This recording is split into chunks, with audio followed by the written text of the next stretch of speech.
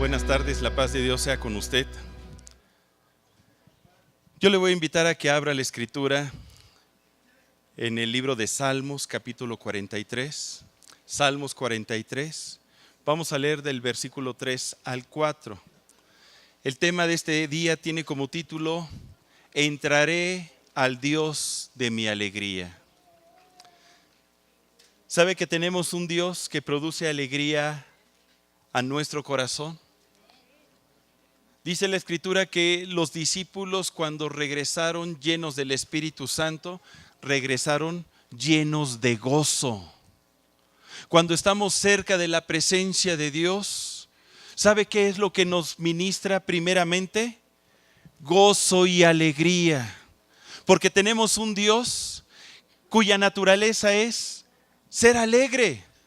Si alguien disfruta de la vida, es nuestro Señor. Él es la vida. Si alguien disfruta del amor, es Él, porque Él es amor. Y mire lo que dice el Salmo 43 del 3 al 4. Envía tu luz y tu verdad. Estas me guiarán, me conducirán a tu santo monte y a tus moradas. Lea conmigo, por favor. Entraré al altar de Dios, al Dios de mi alegría y de mi gozo. ¿Qué le parece si oramos para que el Espíritu Santo hable a nuestro corazón? ¿Me acompaña? Padre, y te damos gracias, porque cuando nos acercamos a ti, fuente de agua viva, nuestro corazón desborda de alegría y de gozo. Tú deseas que nuestra vida sea un gozo continuo. Y qué mejor forma que estar en tu presencia y recrearnos en tu casa, casa de oración. Permite que el día de hoy todos nosotros podamos tener este anhelo de entrar a tu altar, a tu tabernáculo, de estar en tu templo, que de nuestro interior, Señor, corran ríos de agua viva y que podamos deleitarnos en tu casa todos los días de nuestra vida. En el nombre de Jesús. Amén. Amén. El día de hoy, el Señor desea que permitamos que la luz de Cristo brille en nuestro corazón para que a través del conocimiento de su palabra seamos conducidos y motivados a entrar al altar de Dios, del Dios de nuestra alegría y de nuestro gozo, como dice el salmista. ¿Desea aprender esto? Como hijos de Dios, si algo debemos de desarrollar, es el anhelo de entrar al altar de Dios. Entrar al altar de Dios es entrar a su presencia, al lugar donde Él habita, donde ofrecemos nuestros sacrificios de júbilo y de alegría, donde ofrecemos nuestros votos de vivir en santidad, donde le adoramos y nos rendimos a Él, donde le entregamos nuestro corazón. Y hacerlo no por fuerza ni por obligación, sino con alegría y con gozo. Yo me imagino que es como cuando dos jóvenes se están comprometiendo delante del altar y haciendo un pacto de amor, donde el joven ve a la novia y le dice: mi amor, cuán hermosa estás. El día de hoy vengo delante de ti a hacer un pacto de amor y a entregarte mi vida. Voy a vivir para hacerte feliz. Y hay una sonrisota en el novio, y no porque esté pensando en Cancún, sino porque va a iniciar una nueva vida con la mujer de su juventud, con su novia. Y no llega ahí por obligación, o porque se tengan que casar, o porque ya ni modos. No, hermano, yo sí conozco algunos casos así. Pues qué tristeza, porque no hicieron las cosas correctamente. Tal vez se comieron la torta antes del recreo, ¿verdad? Pero suponiendo que no hay nada que esté obligando al novio a casarse con la novia, sino que un amor profundo. Y no hay cosa que desee más la novia que estar con el novio en sus brazos. y lo ve hermoso, con su aplomo de hombre de verdad y ese aroma viril de Patrick tan suyo. Ese es un comercial de los 70s, ¿verdad? Ya le dije mi edad. Y ambos llegan para entregarse con alegría y con gozo. Pues precisamente eso es lo que debe de ser para nosotros el entrar al altar de Dios, al Dios de nuestra alegría y de nuestro gozo, a tener comunión con Él, a entregarle nuestro corazón. El altar en la antigüedad era comúnmente una piedra o conjunto de piedras que se levantaban, se apilaban y donde se ponía el varón de Dios de rodillas y delante de esas piedras tenía comunión con el Padre y en ocasiones vertían algo de aceite para conmemorar que en ese lugar se platicó con el Dios de los cielos. Vamos a ver un ejemplo, mire, acompáñeme a Génesis 8 del 20 al 21. Génesis 8 del 20 al 21. Estamos hablando del altar, de ese lugar donde se tiene comunión con el Padre Celestial. Dice la Escritura, y edificó Noé un altar a Dios, y tomó de todo animal limpio y de toda ave limpia, y ofreció holocausto en el altar.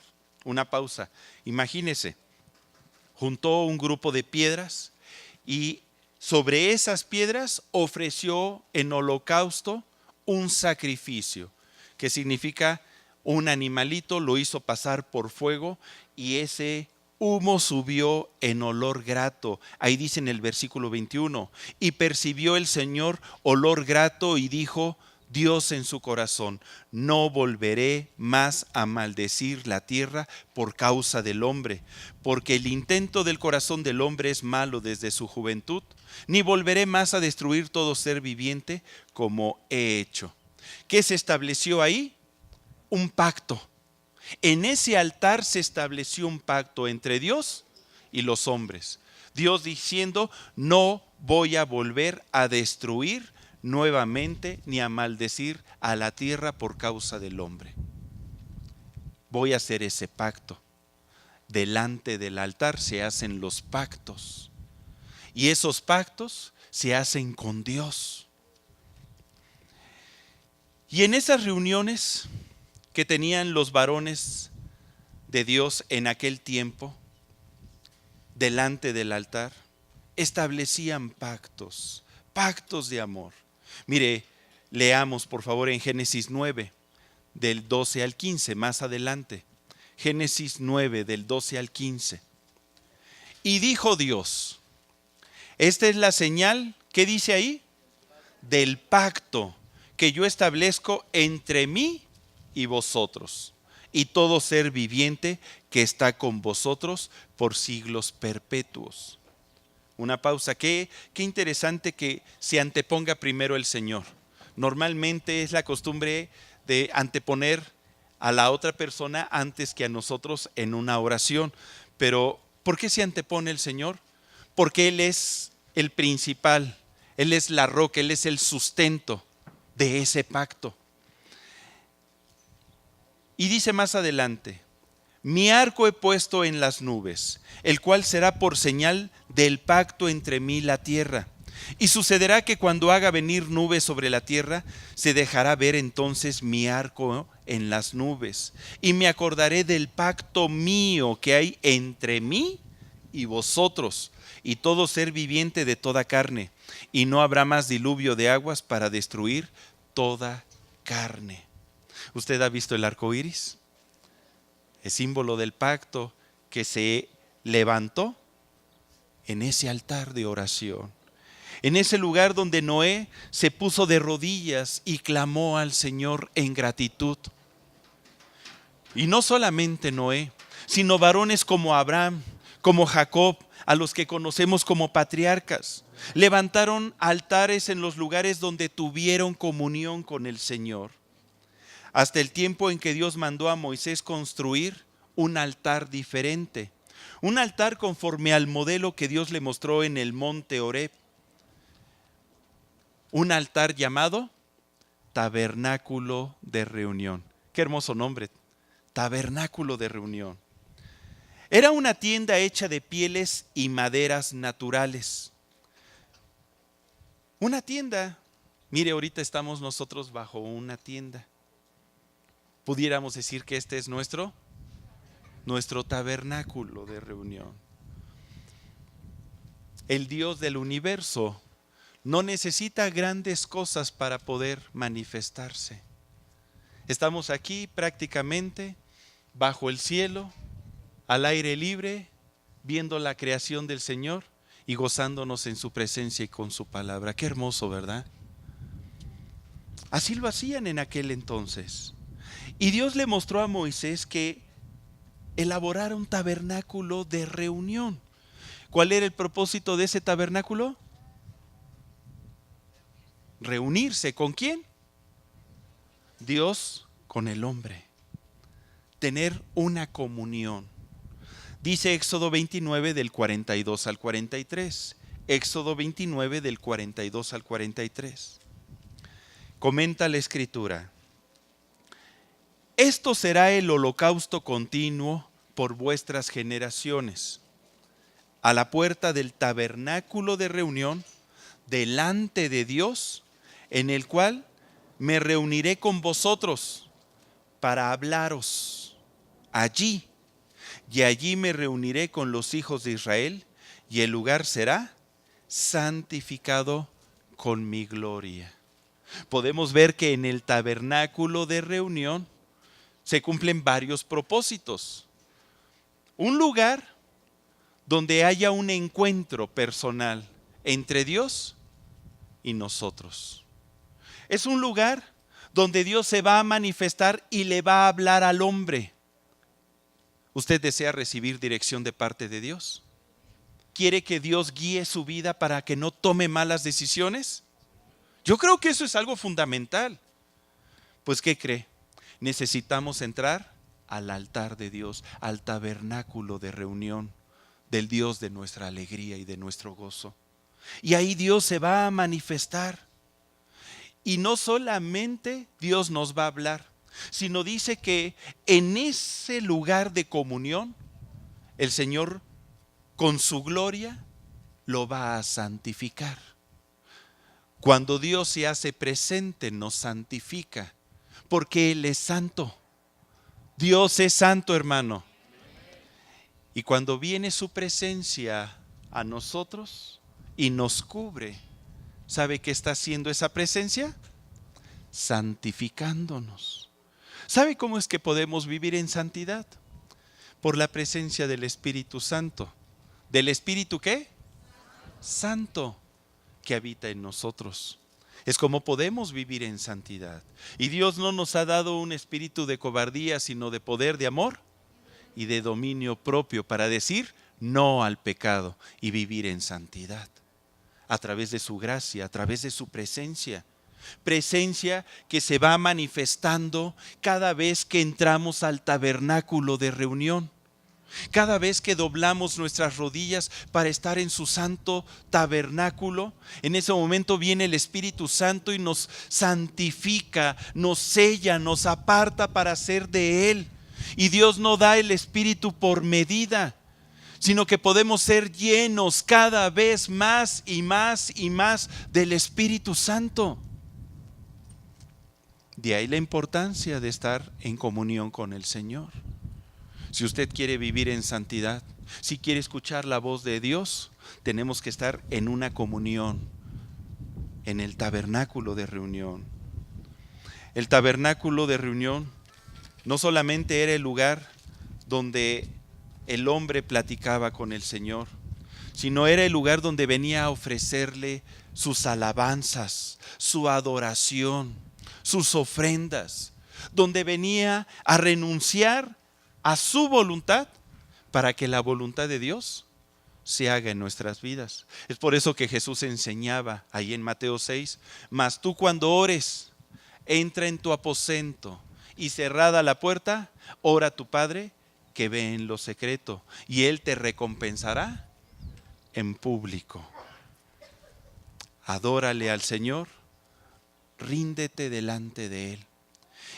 Y continúa diciendo ahí en Mateo 6, cuando Jesús enseña acerca de la oración: y cuando ores, di: Padre nuestro que estás en los cielos, santificado sea tu nombre, venga tu reino y hágase tu voluntad aquí en la tierra como en el cielo. ¿A qué entramos al tabernáculo de reunión? A que se haga la voluntad de Dios en nuestra vida. No venimos nada más a platicarle lo que nos pasa, sino venimos como objetivo principal a decirle: Dios, hágase tu voluntad aquí en la tierra como en el cielo, aquí en mi vida. ¿Cuáles son tus planes, Dios, para mi vida? ¿Qué quieres que cambie? ¿Qué quieres que haga? Dímelo, dímelo. Vengo a renunciar a mi voluntad para que se haga tu voluntad. Y lo hago con gozo y con alegría. No vengo sufriendo, no vengo triste, sino vengo con alegría, como ese novio con la novia. Qué fantástico, ¿no? Es por eso que el salmista decía con todo su corazón, ahí en el Salmo 43:4 de nuestro estudio: entraré al altar de Dios, al Dios de mi alegría y de mi gozo. Porque es ahí, en esa comunión, donde se manifiesta su gloria, su poder. Nos santifica, nos limpia, nos transforma, nos consuela, nos anima, nos fortalece, nos sana, nos libera, nos bendice. Hermano, ¿qué estamos esperando para entrar al altar de Dios? Si ahí obtenemos todo. Ay, hermano, es que estoy muy ocupado. Es que la verdad no tengo tiempo. Es que estoy tan cansado. Ya ve, ya está bostezando. Con los años, el tabernáculo tomó una forma más definida y se construyó de una forma más firme. Y se le conoció como el templo de Dios. El primer templo fue construido por Salomón. Y en los tiempos de Jesús, el templo que él conoció fue el que construyó Herodes el Grande, llamado como el tercer templo. Ya era la tercera versión, 3.1, ¿verdad? En una ocasión, andando Jesús con sus discípulos, ellos le dijeron, ahí en Mateo 24 del 1 al 2, andaban caminando junto al templo, en Mateo 24 del 1 al 2. Cuando Jesús salió del templo y se iba, se acercaron sus discípulos para mostrarle los edificios del templo. El pueblo de Israel se sentía muy orgulloso porque tenían un templo bien bonito, pero bien bonito. Y respondió Jesús y les dijo: ¿veis todo esto? De cierto os digo que no quedará aquí piedra sobre piedra que no sea derribada. ¡Pum! Fue como que una palabra. Oye, espérate, nos tardamos más de 40 años en construirlo. ¿Y tú estás diciendo que no va a quedar piedra sobre piedra? Si este es el templo de Dios, el arca del pacto está ahí, en el lugar santísimo. Aquí venimos todo el pueblo a ofrecer nuestros sacrificios, nuestras alabanzas al Señor. ¿Que Dios ya no quería ese templo? Sí. Lo que pasa es que Jesucristo estaba profetizando que Dios iba a disponer un mejor templo que ese templo construido por piedras. Un templo donde su presencia se iba a hacer presente e iba a morar para siempre. ¿Usted sabe a qué templo me refiero? ¿A qué templo me refiero? Al templo de nuestro cuerpo. ¿Sabe que ahora nosotros somos templo de Dios? Ahora el Espíritu de Dios, ¿dónde mora, hermano? No solamente mora con nosotros, sino mora en nosotros, como dice Juan 14. Mora en nosotros. Ahora el Espíritu de Dios nos acompaña. Dice en Hechos 17:24, acompáñeme por favor. El Dios que hizo el mundo y todas las cosas que en él hay, siendo Señor del cielo y de la tierra, no habita en templos hechos por manos humanas. Dios no habita en templos hechos por manos humanas. Porque, mire, hermano, los cielos de los cielos no lo pueden contener. Y la tierra apenas es estrado de sus pies. Es por eso que ahora se ha hecho de un mejor templo. Como dice el apóstol Pablo en 1 Corintios 3:16. 1 Corintios 3:16. ¿No sabéis que sois templos de Dios y que el Espíritu de Dios mora en vosotros? Si alguno destruye el templo de Dios, Dios le destruirá a él, porque el templo de Dios, el cual sois vosotros, santo es. Dígale a su compañero que está junto a usted: eres el templo de Dios. Un templo santo. Santo. Reflexionemos en este punto. Somos un templo que debe de ser cuidado en santidad. Significa que yo no puedo hacer con este cuerpo lo que yo quiera. Y no puedo permitir que a través de los sentidos entre cualquier cosa a este templo, porque lo contamina. Si vivimos en santidad, es porque nosotros voluntariamente nos rendimos a Dios, porque reconocemos que su presencia vive en nosotros. Y por eso nos abstenemos de toda especie de mal. Por eso es que decimos no al pecado. Es por eso que renunciamos a muchas cosas que antes hacíamos en el mundo. No porque nos obligue la religión, porque así dicen algunos. Es que yo no me acerco a Dios porque ahí en tu religión no te dejan tomar, fumar y hacer muchas cosas que a esta carne le gusta, porque al cuerpo hay que darle lo que la carne pida, ¿verdad? Esa es la filosofía del mundo y no es así. Si nosotros vivimos en santidad, es porque tenemos una conciencia de quién habita en nosotros. La presencia de Dios, su Espíritu Santo. Y dentro de nosotros, en este templo, en este tabernáculo de reunión o en este altar, es donde tenemos comunión con el Padre, es donde Dios nos habla, es donde Dios nos sana y nos fortalece, es donde el Espíritu de Dios se recrea.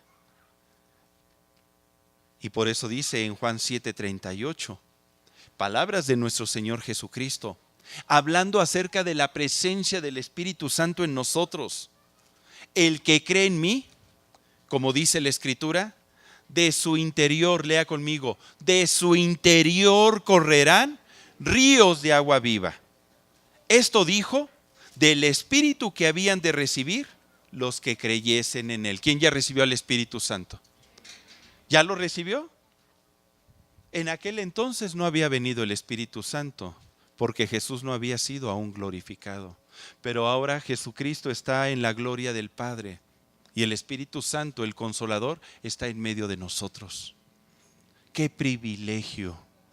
¡Qué privilegio!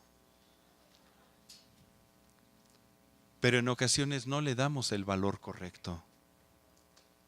En ocasiones no estamos dispuestos ni siquiera a tener comunión con el Señor. ¿Sabías que tú estás diseñado para ese fin? Si somos el altar, si somos el tabernáculo de reunión, si somos el templo de Dios, estamos diseñados con el fin de que aquí se dé esa comunión y se establezcan esos pactos entre Dios y el hombre.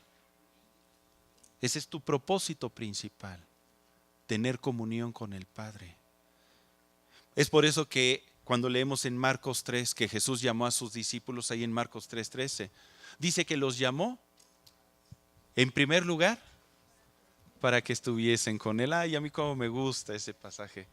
¿Cuál es el primer propósito por el cual nos llamó Jesús? Tener comunión, para estar con él. Y después, para enviarlos a predicar. ¿Lo estamos cumpliendo? Ese es nuestro diseño, esa es nuestra función. Somos llamados a estar en la presencia de Dios y ser llenos de esa presencia todo el tiempo. Repita conmigo, todo el tiempo. Y cuando estamos llenos de su presencia y de su gloria, hay plenitud. ¿Qué dice el Salmo?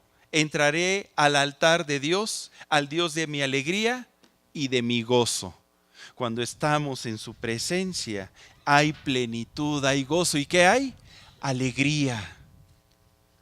Cuando hablamos de gozo y de alegría, estamos hablando del estado perfecto del hombre.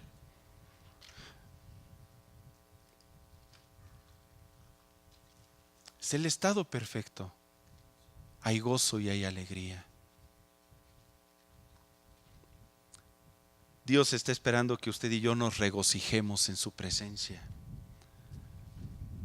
Ay, hermano Jorge, pero es que se me hace bien difícil. Tú porque no vives mi vida. Ahorita estoy descansando porque mi mujer se fue al retiro. Pero me quedé con los hijos. Mire, vamos a ver el ejemplo de un salmista, un varón de Dios, que nos muestra cómo aún en situaciones difíciles podemos estar en el altar de Dios, del Dios de nuestra alegría y de nuestro gozo. Vamos a hablar de David. ¿Sí se acuerda de David? ¿El que vendía tortas aquí en la esquina? No, verdad, no. David, el rey David. David tenía muchas características que lo distinguían de los demás. Primer característica, él era valiente. ¿Cuántos valientes sabemos aquí? Valientes. Y como le decía hoy en la mañana en el curso de matrimonios, valiente no es aquel que aparece desfajado en una fotografía de lotería así con una botella, aquí así todo así. No, ese no es el valiente. ¿Eh? ¿O ese es el borracho? Ok. El valiente tiene nada más el puñal. Bueno, ok. ¿Quién es el valiente? Es aquel varón lleno de celo y de temor de Dios, capaz de hacer empresas peligrosas. Un valiente es aquel que es capaz de hacer empresas peligrosas. Por eso les decía a los matrimonios en la mañana, tú, varón, fuiste bien valiente cuando te casaste. ¿Qué me quieres decir, verdad? Dices. Porque es una tarea, es una empresa para valientes. O sea, peligrosa, hermano, para valientes. Por todas las responsabilidades que se adquieren cuando nos casamos. Se requiere mucha valentía el criar hijos. Se requiere mucha valentía el mantener un matrimonio hasta que la muerte nos separe. Porque son muchas las pruebas que se tienen que superar. ¿Sí o no? Los que llevamos más de 25 años de casados, ¿verdad que es cierto? Y no es fácil. Y se requiere valentía. Pues mire, este varón, David, era valiente en situaciones de adversidad. Y acompáñeme a 1 Samuel 17:32. Vamos a recordar cuando habló con el rey Saúl antes de ir a pelear contra Goliat, porque esa es la batalla más memorable de David, el dulce cantor de Israel. Cuando peleó contra Goliat, nadie creía en él, ni sus hermanos. Solamente lo único que había en el corazón de David era un corazón lleno de celo por Dios. Y cuando escuchó que salía Goliat a escarnecer al ejército de Israel, su corazón se llenó de celo y dijo: no desmaye el corazón de ninguno a causa de él. Tu siervo irá y peleará contra este filisteo. Y era un jovencito, adolescente. Él no pudo ir a la guerra porque ni siquiera tenía 20 años de edad. En Números encontramos que para poder ir a la guerra, todos los soldados tenían que tener al menos 20 años de edad. Significa que él era un adolescente. ¿Y qué fue lo que le dijo Saúl? Ahí en 1 Samuel 17:33. Le dice: no podrás tú ir contra aquel filisteo para pelear con él, porque tú eres muchacho y él un hombre de guerra desde su juventud. ¿Qué no te das cuenta de tus capacidades, de tus potencialidades? No tienes ninguna oportunidad con él. Tú estás ñango, flaco, ojeroso, con muchas ilusiones veo, pero estás chamaco. Y él es un hombre de guerra desde su juventud y es un gigante. Y es un guerrero formado y ha estado tal vez en 100 batallas. ¿Y tú cuántas batallas? Ninguna tienes, no tienes ninguna experiencia. ¿Alguna vez se ha encontrado en situaciones donde le hacen sentir que usted no va a poder salir adelante? Estamos en medio de un problema y a lo mejor quienes le rodean le dicen: ¿sabes qué? No vas a salir. Uy, te conozco. Tú eres bien maleta. Tú no sirves, tú no vas a poder.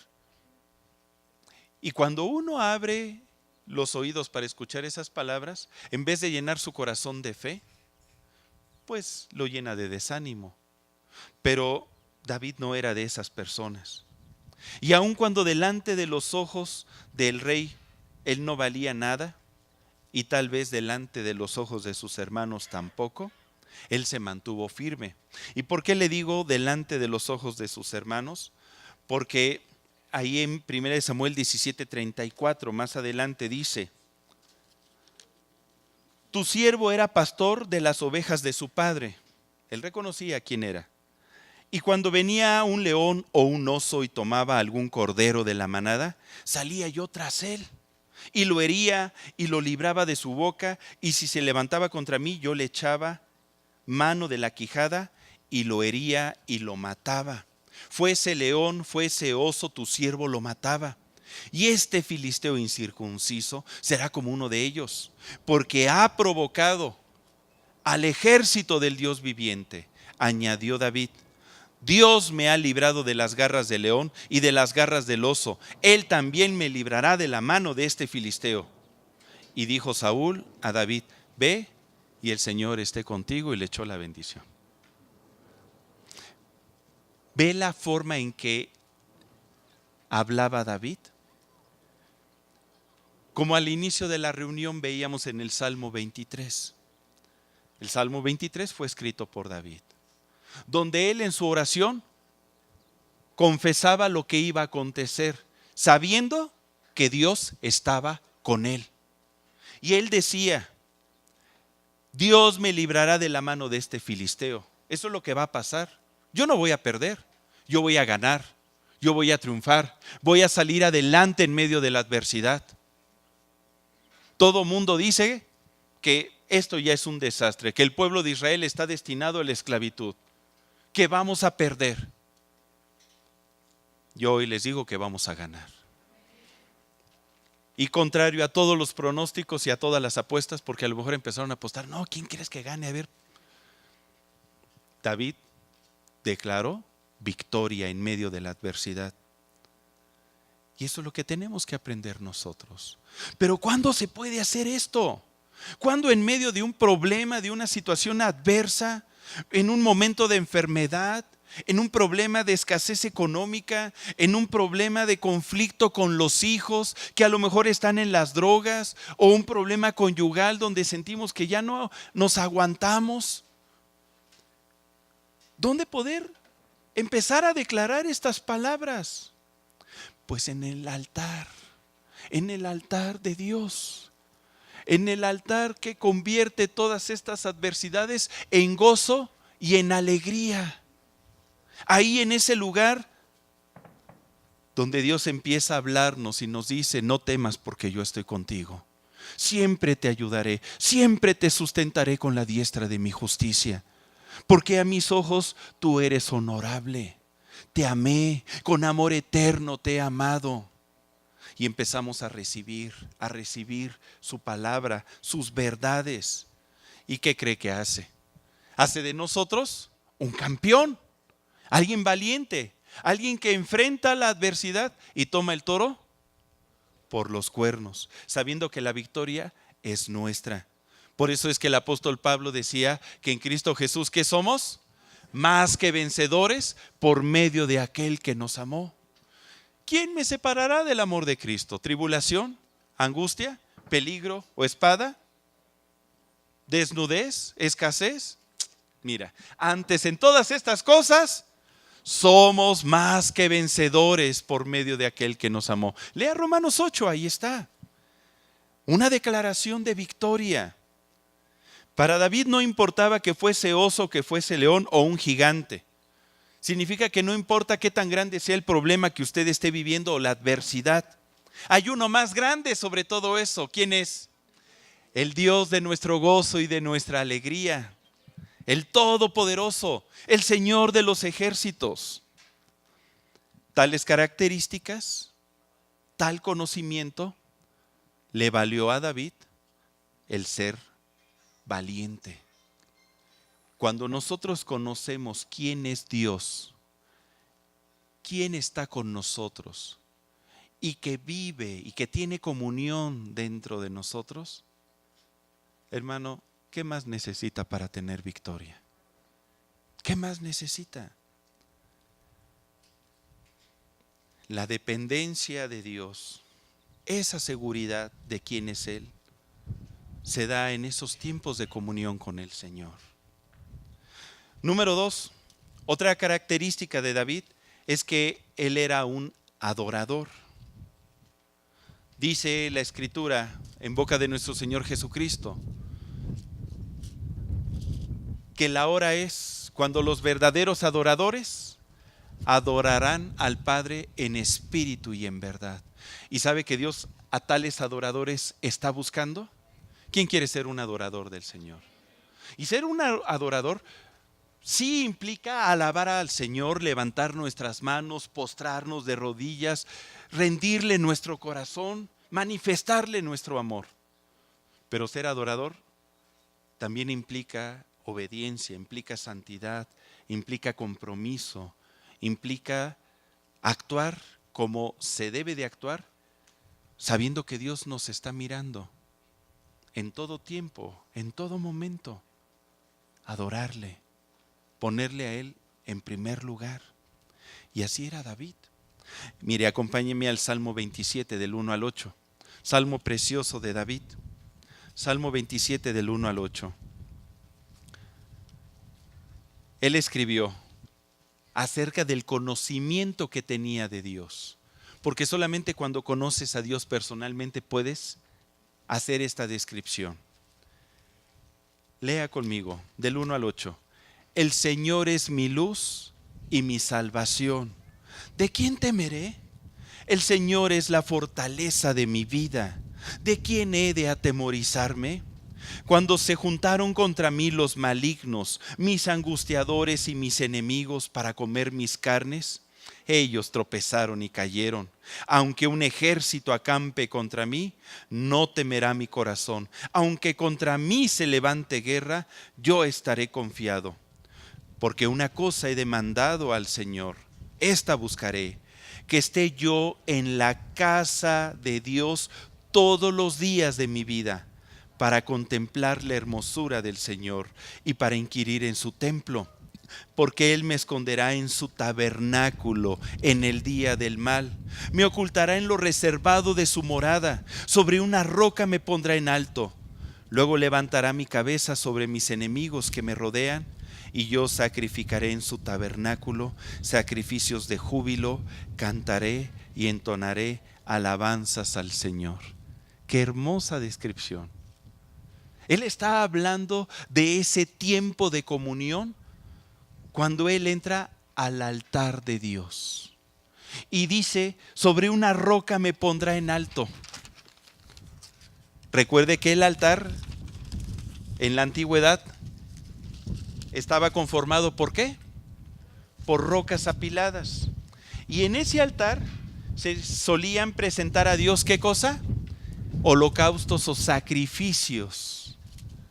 Y dice el rey David, sobre esta roca, el altar de Dios, el Señor me pondrá en alto. Y mi vida y mi corazón subirá como una ofrenda en olor grato al Señor. Yo me recrearé en su casa, en su tabernáculo de reunión.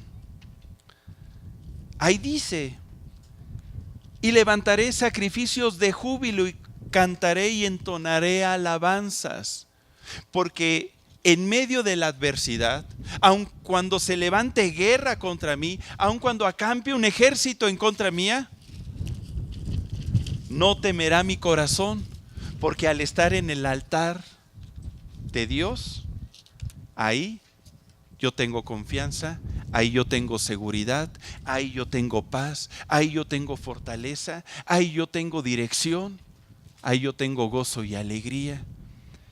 Y es de esta manera que si usted está pasando por una situación difícil y de repente usted va caminando y lo ven contento, dice, y bueno, ¿y tú? ¿Por qué estás contento? ¿Te acaban de despedir del trabajo? ¡Gloria a Dios! El Señor dio, el Señor quitó, sea el nombre del Señor bendito. Y van a venir cosas mejores. Oye, ¿por qué estás así alegre? Si estás enfermo, mira tumbado allí en esa cama. Deberías de estar llorando. ¿Por qué estás alegre? Porque Dios es quien hace la llaga y Él es mi sanador. Y Dios me va a sanar, ya me está sanando. Es en su presencia donde encontramos plenitud de gozo y de alegría. Estando ahí con Él. Yo creo que es por eso que David, cuando se enfrentó a Goliat, pues David era alguien que estaba en el tabernáculo de reunión y sabía quién estaba con él y sabía que su corazón no iba a temer, porque sus batallas eran las batallas del Señor y las peleaba por él. Y seguramente cuando se acercó a Goliat, en ese momento, él le dijo, tú vienes contra mí con espada y lanza, mas yo vengo a ti en el nombre del Señor de los ejércitos, el Dios de los escuadrones de Israel, el cual te va a entregar el día de hoy en mi mano y yo te voy a cortar la cabeza para que se te quite lo sangrón. Y usted conoce la historia. Digo, no lo leemos porque seguramente la ha leído muchísimas veces. Y David tuvo victoria. Dios le dio una gran victoria. Y todo por esa comunión íntima que tenía con el Señor. David era un varón de oración. Leímos en el Salmo 27 que si algo demandaba David era entrar en la casa del Señor todos los días, en ese tabernáculo de reunión, en ese altar, porque es ahí donde estamos seguros. Hermano, yo le invito que haga de su vida de oración algo gozoso, algo que disfrute. Jamás vea la oración como una carga. Hermano, ¿qué vas a hacer? Pues es que me toca orar. Pues tengo que orar, es la hora de la oración. Es que hay oración en la iglesia, pues hay que ir, ni modos. Oye, espérate, no es así. Entraré al altar del Dios de mi alegría y de mi gozo. No hay lugar donde podamos encontrar más gozo y alegría que estando en su presencia. Así que veamos la oración de una manera diferente.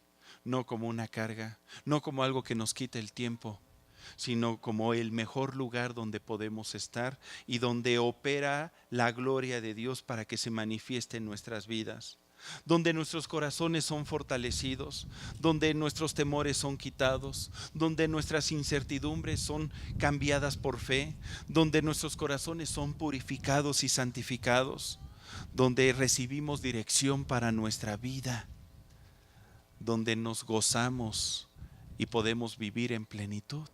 Y Dios nos comparte de esa alegría. ¿No le gustaría, hermano? ¿De veras, de veras? ¿O me lo dice para que me vaya contento? Yo le voy a invitar a que cierre la Biblia, por favor. Y vamos a orar.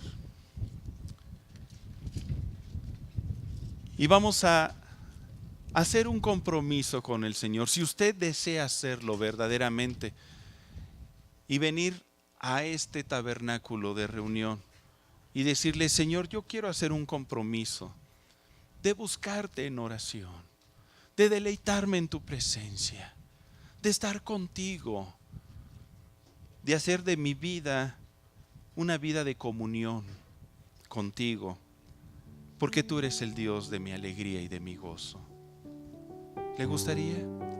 Si es así y desea hacer este compromiso, póngase de pie. Porque acuérdese que entramos al altar de Dios para hacer pactos.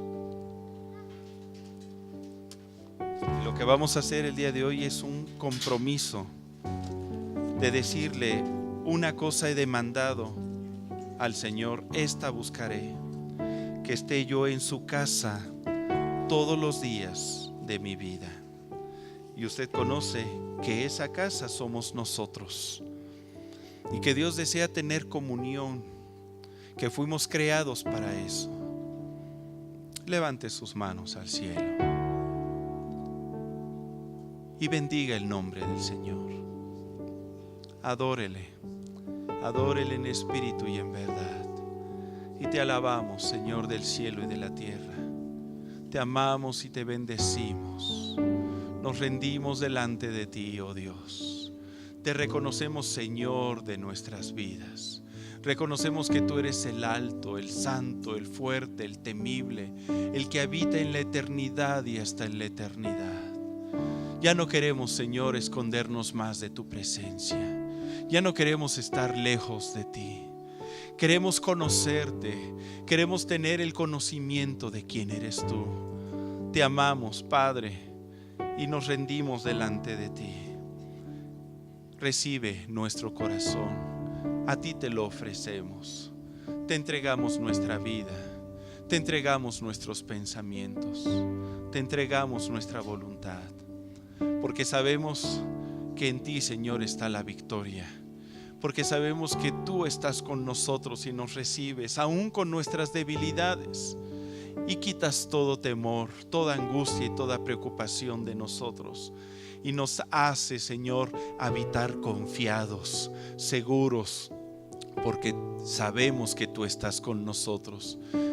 Te bendecimos, y el bien y la misericordia nos seguirán todos los días de nuestra vida, porque en tu casa moraremos por largos días. Te bendecimos, Padre. Incrementa nuestros tiempos de oración, incrementa nuestra vida de oración, que sea un deleite continuo el estar en tu presencia, oh Dios de nuestra alegría y de nuestro gozo. Gracias te damos porque en ti confiamos y porque sabemos que tendremos victoria en medio de cualquier situación. Gracias, Padre, gracias, porque tú no nos has prometido que nada malo nos pasará, sino que aún en medio de lo malo estaremos gozosos y victoriosos.